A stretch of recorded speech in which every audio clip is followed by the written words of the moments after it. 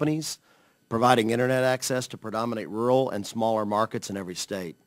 My company, NewWave, serves 115,000 customers in Kentucky, Illinois, Southeast Missouri, Northeast Arkansas, West Tennessee, and is headquartered in Sikeston, Missouri.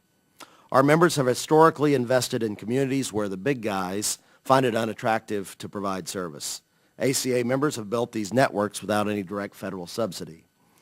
We view the broadband stimulus program as an important investment to deploy our networks deeper into rural communities so they can enjoy the benefits of access that many urban consumers take for granted. I'm pleased to report that in all, 83 ACA members have applied for $1.3 billion in grants and loans. My company, NewWave, has applied for $10.1 million in funds to upgrade fiber and cable facilities in 11 needy communities in Illinois, Indiana, Missouri, and South Carolina. The network upgrades will be state-of-the-art fiber-to-the-curb designs that will offer data speeds up to 100 megabits per second. While we are hopeful that our application will be accepted, the process cost us over $50,000 to complete with no guarantee on funding. The vast majority of these areas NewWave has applied for are currently unserved and would not have broadband access without this program. As companies with decades of experience in rural America, ACA members have a proud track record of achievement that demonstrates why they are ideal candidates to receive funding from NTIA and RUS. ACA is pleased with the $800 million that has been dedicated for middle-mile projects, which are critical to the goal of speeding broadband deployment in rural areas. Our members have already upgraded their last-mile networks to provide faster broadband speeds. What's still needed is a better and more affordable middle-mile connection. That's the part of the network that runs between a cable broadband provider's central office and an access point to the Internet's backbone. Even though ACA members have upgraded their last-mile networks, the data choke point persists due to the lack of middle-mile facilities and insufficient capacity. End-user speeds in rural areas suffer as a result of limited or non-existent middle-mile capacity. Concerning the application process, there are many ACA members who would have applied for funding but were discouraged because of two specific requirements, both of which were discussed previously, and that's the first lien rule and the resale rule. The government's insistence on holding a first lien would violate the terms and conditions of many of our bank loan agreements, making it impossible to apply for funds.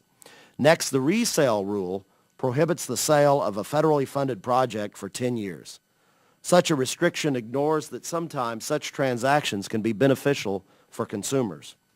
While a company can seek a waiver, the standard to meet the waiver is very ambiguous. The application review process should be streamlined and simplified too. Because the agencies have not vetted applications to determine whether a market is already served, every broadband provider, whether they apply for funds or not, is burdened with reviewing all of the applications. Otherwise, the government could waste the limited resources funding a project where we are already providing broadband service. NewWave alone is spending more than $30,000 just to prove to the government where we already provide broadband service. This process is burdensome and time-consuming. It is almost impossible for our members to fully respond to applications in our service areas within the 30-day deadline.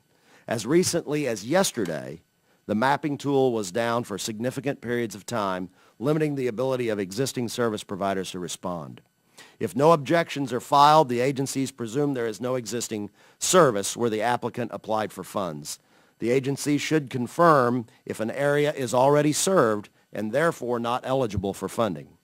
Such information is readily available.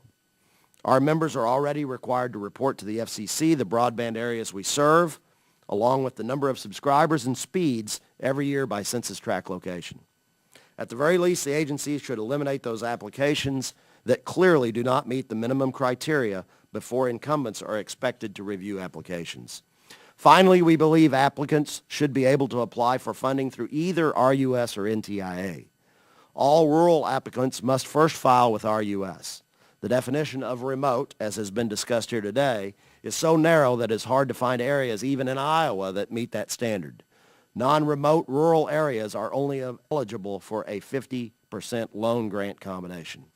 In conclusion, we believe that reasonable revisions to the funding programs will offer greater efficiency, for all providers so rural communities receive the service they deserve.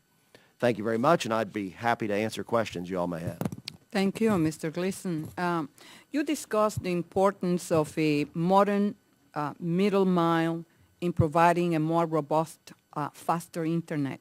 How can Congress, the FCC, or other agencies encourage greater investment in this critical infrastructure?